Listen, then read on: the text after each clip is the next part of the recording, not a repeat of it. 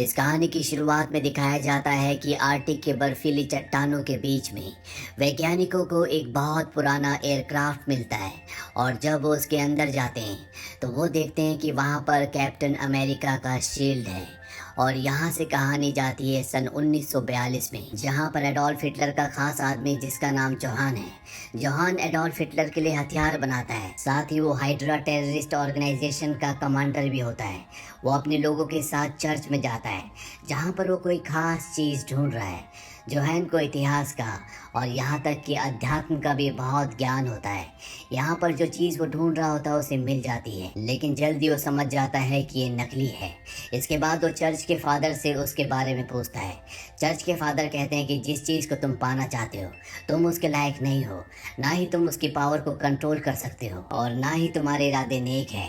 Johan चारों तरफ देखता है और तभी उसे दीवार पर एक बटन दिखता है। उस बटन को दबाने से अंदर से एक बॉक्स बाहर निकलता है और जब वो उस बॉक्स को खोलता है तो उसके अंदर से नीले रंग की रोशनी निकलती है। दरअसल इसके अंदर टेसरैक्ट है। ये एक ऐसा अवशेष है जिसके अंदर दैविक शक्तियाँ हैं। जोहान फादर को मारकर टेसरैक्ट लेकर वहाँ से निकल जाता है। कहानी यहाँ से एक साल आगे बढ़ती है, सन 1943 में, जहाँ पर स्टीव रॉजर्स नाम के एक लड़के को दिखाया जाता है जो सेना में भर्ती होकर अपने देश के लिए कुछ करना चाहता है, क्योंकि इस वक्त चारों तरफ जंग का माहौल होता है। लेकिन वो जितनी बार भी सेना में भर्ती होने की कोशिश करता है हमेशा उसे रिजेक्ट कर दिया जाता है, क्योंकि उसे बहुत सारी मेडिकल प्रॉब्लम्स होती है। इस बात से स्टीव रॉजर्स निराश हो जाता है। अगले दिन वो अपने दोस्त बकी से मिलता है जो पहले से आर्मी में है।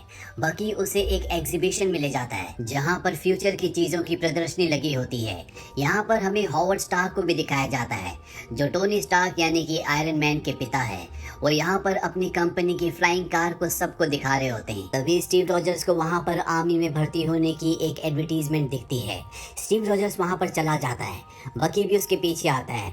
वो उसे समझाने की कोशिश करता है कि तुम कई बार रिजेक्ट हो चुके हो, अब तुम्हें ऐसी कोशिश नहीं करनी चाहिए। स्टीव कहता है कि हमारे देश के जवान अपने देश की रक्षा के लिए, अपनी आज़ादी के लिए वहाँ जंग में लड़ रहे हैं, अपनी जान दे रहे हैं। मैं भी अपने देश के लिए कुछ करना चाहता हूँ। वहीं पीछे एक वैज्ञानिक जिनका नाम इब्राहिम रेस्किन होता है, वो स्टीव रॉजर्स की ये सारी बातें सुन रहे होते हैं। इसके बाद स्टीव रॉजर्स अंदर भर्ती के लिए जाता है जहाँ पर उसका मेडिकल हो रहा होता है। तभी वहाँ पर नर्स आती है और डॉक्टर को सब कुछ बता देती है कि स्टीव रॉजर्स ने पहले भी कई बार आर्मी में ट्राई किया है और वो हमेशा मेडिकल में फेल हो गया था। डॉक्टर यहाँ से चला जाता है। स्टीव समझ जाता है कि वो एक बार फिर से रिजेक्ट हो गया, पर तभी यहाँ पर वो वैज्ञानिक जिसने स्टीव रॉजर्स की सारी बातें सुनी थी, जिनका नाम इब्राहिम है, वो यहाँ पर आ जाते हैं और स्टीव को बताते हैं कि मैं आर्मी के साइंस प्रोजेक्ट्स पर काम करता हूँ, क्या तुम नाजी लोगों को मारना चाहते हो? स्टीव कहता है कि मुझे दादागिरी पसंद नहीं है, पर मैं अपने देश की रक्षा करना चाहता हूँ। स्टीव डॉक्टर इब्राहिम को अपने बारे में कुछ झूठ भी बताता है। डॉक्टर इब्राहिम उसे कहते हैं कि अगर तुम मुझे अपने बारे में सब कुछ सच बताओगे तो हो सकता है कि शायद मैं तुम्हारी मदद कर सकूं। स्टीव उन्हें सच बता देता है कि मैं ब्रुकलिन से हूँ और सेना में भर्ती होने के लिए 5 बार कोशिश कर चुका हूँ। डॉक्टर इब्राहिम उसे मेडिकल में पास कर देते हैं और अब वो एक सोल्जर बन चुका है। पर ट्रेनिंग में स्टीव रॉजर्स अपनी मेडिकल प्रॉब्लम की वजह से हर एक एक्टिविटी में पीछे रहता है। एक बार सारे जवान रनिंग करते हुए बहुत दूर जाते हैं। वहाँ पर एक पोल पे झंडा होता है। सबको बताया जाता है कि आधे रास्ते तक हम आ चुके हैं और जो इस झंडे को निकालेगा वो गाड़ी में वापस जा सकता है। सब पोल के ऊपर चढ़ने की कोशिश करते हैं लेकिन कोई भी झंडा नहीं निकाल पाता। दरअसल आज तक इस झंडे को किसी भी सोल्जर ने नहीं निकाला, लेकिन तभी स्टीव रॉजर्स उस डंडे को ही गिरा देता है और झंडा निकाल कर गाड़ी में बैठ जाता है। अब अगले दिन जब सबकी ट्रेनिंग चल रही होती है तो यहाँ पर डॉक्टर इब्राहिम आते हैं जो कर्नल को बताते हैं कि मैं सुपर सोल्जर प्रोग्राम के लिए स्टीव रॉजर्स को चुनना चाहता हूँ।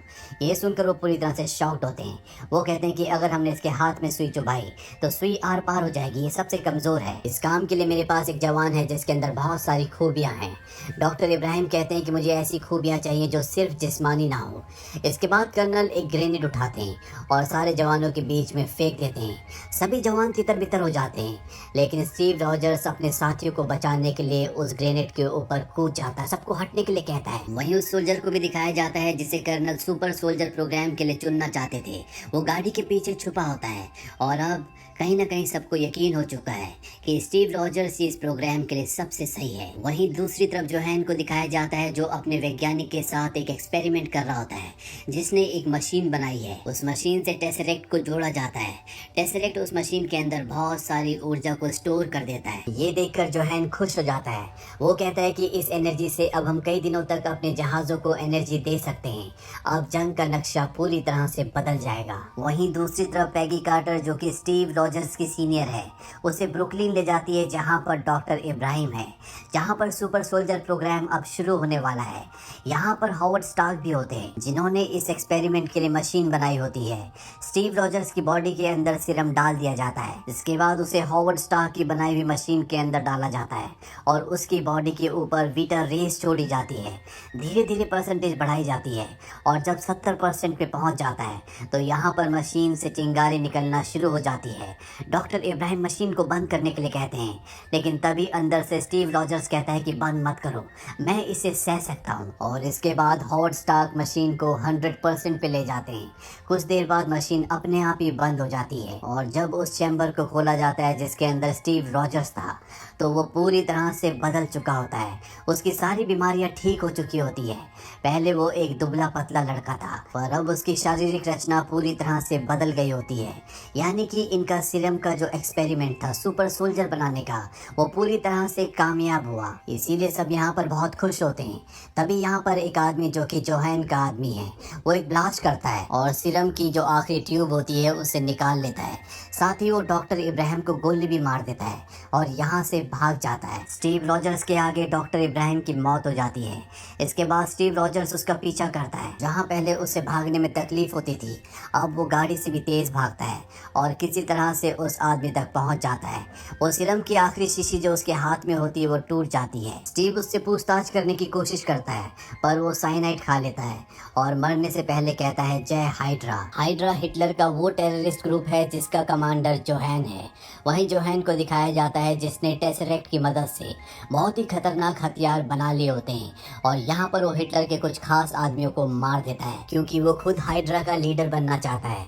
वहीं दूसरी तरफ स्टीव रॉजर्स को दिखाया जाता है जिसके ब्लड सैंपल्स ले जा रहे होते हैं, क्योंकि सीरम की आखिरी बोतल भी टूट चुकी है। इनके पास सीरम का कोई भी सैंपल नहीं है और साथ ही डॉक्टर इब्राहिम भी मारे जा चुके हैं। पैगी कार्टर स्टीव से कहती है डॉक्टर इब्राहिम के बिना दोबारा सीरम बनाने में कई साल लग जाएंगे। वहीं हॉवर्ड स्टार्क को दिखाया जाता है जो कर्नल और सीनियर्स को बताता है कि उसे नहीं पता कि ये सीरम, ये मशीन किस तरह से इंसान के ऊपर काम करती है। यानी कि अब ये और सुपर सोल्जर्स नहीं बना सकते। इनके पास पहला और आखिरी सुपर सोल्जर है स्टीव रॉजर्स। स्टीव रॉजर्स ने जिस बहादुरी से सड़कों पर भागते हुए योहान के आदमी को पकड़ा था, इससे वो पब्लिक में बहुत फेमस हो गया होता है। उसके अखबार में फोटो छपी होती है। इसीलिए उसका सीनियर उसे कहता है कि अगर तुम जंग में अपने सिपाहियों की, अपने देश की मदद करना चाहते हो तो इसका एक तरीका है। और अब हमें दिखाया जाता है कि स्टीव रॉजर्स को कैप्टन अमेरिका की ड्रेस पहनाकर अलग अलग शहरों के शोज में भेजा जाता है, जहां पर वो पब्लिक से अपील करता है कि वो वॉर बॉन्ड्स खरीदे ताकि सरकार के पास पैसा आए और जिस पैसे से वो हथियार, असला, बारूद खरीद सकें। लेकिन स्टीव रॉजर्स को ये काम बिल्कुल भी पसंद नहीं होता। स्टीव रॉजर्स को इसके बाद एक दूसरी जगह शो करने के लिए भेजा जाता है जहाँ पर एक बटालियन होती है।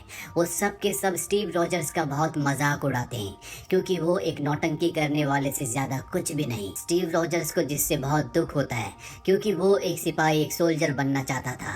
शो के बाद उसके पास पैगी कार्टर आती है और पैगी कार्टर से उसे पता चलता है कि उसका दोस्त बकी जिस बटालियन में था, उस बटालियन को हाइड्रा ऑर्गेनाइजेशन के ऊपर हमला करने के लिए भेजा था, लेकिन सारी बटालियन मारी गई और जो लोग बचे थे उन्हें हाइड्रा ने बंदी बना लिया। स्टीव रॉजर्स अपने सीनियर के पास जाता है। उसका सीनियर कहता है कि हम उस जगह हमला नहीं कर सकते, क्योंकि वहाँ पर दुश्मनों की बहुत ही गहरी किलाबंदी है। अगर हमने अपने सिपाहियों को वहाँ पर भेजा तो हम अपने कई सिपाहियों को खो देंगे। लेकिन स्टीव रॉजर्स अपने दोस्त बकी को बचाना चाहता है। वो पैगी कार्टर की मदद से प्लेन से उस जगह की तरफ निकल पड़ता है। वो प्लेन से कूदकर वहाँ पहुँच जाता है। ये हाइड्रा की एक लैब होती है जहाँ पर बहुत ही आधुनिक हथियार होते हैं जो सब टेसरेक्ट की एनर्जी से चलते हैं। कैप्टन अमेरिका यानी कि स्टीव रॉजर्स अपने सभी साथियों को छुड़ा देता है, उन सबको यहाँ से निकलने के लिए कहता है और वो खुद अपने दोस्त बकी को ढूंढने के लिए निकल जाता है। बकी उसे अंदर मिलता है जहाँ पर उसकी बॉडी पर एक्सपेरिमेंट किए जा रहे होते हैं। वो बकी को अपने साथ लेकर बाहर निकलने लगता है। और तभी उसके सामने योहान आ जाता है और वो अपने चेहरे से अपना मास्क उतारता है। और जब वो अपना मास्क उतारता है तो उसका चेहरा लाल रंग का हड्डी का ढांचा होता है और इसका नाम होता है रेड स्कल। दरअसल वो पहले डॉक्टर इब्राहिम के साथ काम किया करता था और जब उनका सीरम पूरी तरह से तैयार नहीं हुआ था तो उसने उस सीरम को अपनी बॉडी के अंदर इंजेक्ट कर लिया था, जिससे उसके अंदर ताकत तो आ गई लेकिन उसके साइड इफेक्ट भी थे, जिस वजह से उसका चेहरा पूरी तरह से बिगड़ गया और अब उसका चेहरा एक लाल रंग का हड्डी का ढांचा है, जिस वजह से उसका नाम रेड स्कल पड़ गया। रेड स्कल यानी कि योहान यहाँ पर अपने वैज्ञानिक के साथ निकल जाता है। वहीं स्टीव रॉजर्स यानी कि कैप्टन अमेरिका अपने दोस्त बकी को यहाँ से निकाल लेता है और उसके जितने भी सोल्जर साथी होते हैं उन सबको इस कैद से छुड़ाकर वापस अपनी छावनी में ले जाता है, जहाँ पर कर्नल उसके इस काम से बहुत खुश होते हैं। दरअसल कर्नल उस पर विश्वास नहीं करते थे, पर उसके इस काम के बाद कर्नल को उस पर पूरा भरोसा हो गया है। स्टीव रॉजर्स पैगी कार्टर को बताता है कि जब मैं हाइड्रा के अड्डे पर गया था तो मैंने वहाँ पर नक्शे में कुछ निशान देखे थे, जो मुझे पूरा भरोसा है कि वो हाइड्रा के वो अड्डे हैं जहाँ पर वो अपने हथियार बनाते हैं। मैं उन पर हमला करना चाहता हूँ। वो कर्नल के पास जाता है और उन्हें बताता है कि मैं उस टीम के साथ दोबारा उन जगहों पर जाना चाहता हूँ जिन लोगों को मैं अपने साथ छुड़ा कर लेकर आया हूँ। इसके बाद वो हॉवर्ड स्टार्क के पास जाता है। हॉवर्ड स्टार्क बताता है कि मैंने तुम्हारे लिए कुछ नई शील्ड्स बनाई हैं, लेकिन वहाँ पर कैप्टन अमेरिका को एक दूसरी शील्ड दिखती है। वो उसके बारे में पूछता है। हॉवर्ड स्टार्क बताता है कि ये बहुत ही नायाब धातु से बनी है जिसका नाम है वाइब्रेनियम, जो धरती पर बहुत कम पाई जाती है।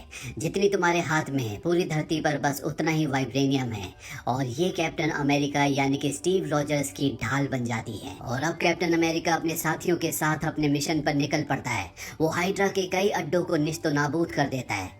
वहीं कैप्टन अमेरिका और पैगी कार्टर अब एक दूसरे को पसंद करते हैं, एक दूसरे से प्यार करते हैं। वहीं स्टीव रॉजर्स यानी कि कैप्टन अमेरिका अपने खास लोगों के साथ एक खास मिशन पर जाता है। दरअसल वो रेड स्कल यानी कि योहान के बायोकेमिस्ट को, जिसका नाम डॉक्टर जोला है, उसे पकड़ने के लिए जाता है। वो एक ट्रेन से कहीं जा रहा होता है। कैप्टन अमेरिका अपने सभी साथियों के साथ ट्रेन के अंदर एंटर कर जाता है। वो डॉक्टर जोला को पकड़ लेता है, लेकिन उसका दोस्त बकी ट्रेन के बाहर फंस जाता है। कैप्टन अमेरिका अपने दोस्त को बचाने की कोशिश भी करता है, पर जिस हैंडल को पकड़कर वो लटका होता है वो टूट जाता है और बकी गहरी खाई में गिर जाता है। वहीं जोला, जिसे अब पकड़ लिया गया है, वो कर्नल को बताता है कि बहुत जल्दी रेड स्कल दुनिया के बड़े बड़े देशों पर बॉम्ब गिराने वाला है, जिससे पूरी दुनिया लगभग पूरी तरह से तबाह हो जाएगी। कैप्टन अमेरिका अपने साथियों के साथ हाइड्रा के उस अड्डे पर जहाँ पर रेड स्कल होता है वहाँ पहुँच जाता है, जहाँ पर बहुत खतरनाक हथियार होते हैं। रेड स्कल यहाँ से टेसरेक्ट और खतरनाक हथियारों को लेकर एक प्लेन से निकल जाता है, पर तभी कैप्टन अमेरिका पैगी कार्टर की मदद से उस प्लेन तक पहुंच जाता है और अब कैप्टन अमेरिका और रेड स्कल के बीच में एक खतरनाक लड़ाई होती है। इसी लड़ाई के बीच में कैप्टन अमेरिका अपना शील्ड रेड स्कल की तरफ फेंकता है, जो शील्ड उस मशीन से टकराता है जिसके अंदर टेसरेक्ट होता है। टेसरेक्ट बाहर आ जाता है। रेड स्कल टेसरेक्ट को पकड़ता है, लेकिन वो उसकी एनर्जी को बर्दाश्त नहीं कर पाता। टेसरेक्ट की एनर्जी से, उसकी पावर से स्पेस में एक वॉर्म होल खुल जाता है, जिसके अंदर रेड स्कल समा जाता है। टेसरेक्ट वहीं प्लेन में गिर जाता है, लेकिन उसकी पावर इतनी ज्यादा होती है कि वो प्लेन की धातु को गलाकर नीचे चला जाता है। वहीं कैप्टन अमेरिका प्लेन को कंट्रोल करने की कोशिश करता है, लेकिन वो समझ जाता है कि इसको कंट्रोल नहीं किया जा सकता। वो पैगी कार्टर को रेडियो पर बताता है कि ये न्यूयॉर्क की तरफ बढ़ रहा है और अगर मुझे लोगों को बचाना है तो मुझे इसे क्रैश करना होगा। पैगी कार्टर उसे ऐसा करने से मना करती है क्योंकि वो उससे प्यार करती है, पर कैप्टन अमेरिका अपने देश के लोगों की जान बचाने के लिए अपनी कुर्बानी दे देता है। वो आर्टिक में उस प्लेन को क्रैश कर देता है और कुछ ही पलों बाद वो पूरा का पूरा प्लेन बर्फ के अंदर समा जाता है। वहीं हॉवर्ड स्टार्क को टेसरेक्ट मिल जाता है, लेकिन कैप्टन अमेरिका का कुछ पता नहीं चलता। इसके बाद जर्मनी की हार हो जाती है और वर्ल्ड वॉर 2 खत्म हो जाता है। कहानी अब वापस प्रेजेंट में आती है, जहाँ पर कैप्टन अमेरिका की आंख एक हॉस्पिटल में खुलती है। उसके पास नर्स आती है। कैप्टन अमेरिका उससे पूछता है कि मैं कहाँ पर हूँ। वो उसे बताती है कि तुम न्यूयॉर्क के एक हॉस्पिटल में हो। कैप्टन अमेरिका को उस पर शक होता है क्योंकि रेडियो पर जिस मैच की कमेंट्री चल रही होती है वो सन 1941 में हुआ था और कैप्टन अमेरिका का जो एक्सीडेंट हुआ था वो हुआ था सन 1945 में। इसीलिए वो वहाँ से भाग जाता है और जब वो न्यूयॉर्क सिटी के टाइम स्क्वायर पर आता है तो वो देखता है कि दुनिया पूरी तरह से बदली हुई है और अगले पल उसके सामने निक फ्यूरी आता है। वो उससे बताता है कि तुम्हारा क्राफ्ट आज से 70 साल पहले क्रैश हुआ था।